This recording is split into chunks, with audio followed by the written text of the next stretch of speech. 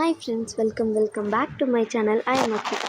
இன்றைக்கி என்ன வீடியோ பார்க்க போகிறோன்னு பார்த்தீங்கன்னா, ஒரு மினி விலாக் தான் பார்க்க போகிறோம். இது என்ன மினி விலாக்னா, ஒரு டெம்பிள் மினி விலாக். ரங்கநாதர் கோயில் இது பள்ளிகொண்டாவில் இருக்குது. இங்கே வந்து நம்ம சுற்றி காமிக்கலாம் அப்படின்ட்டு நான் ஒரு வீடியோ எடுத்துகிட்ருக்கேன்.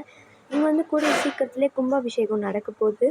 அதனால் ஃபுல்லாக வேலை நடந்துகிட்டு இருந்துச்சு. ஸோ அந்த கோபுரத்தை கவர் பண்ணியிருக்கிறது நீங்களே பார்க்கலாம்.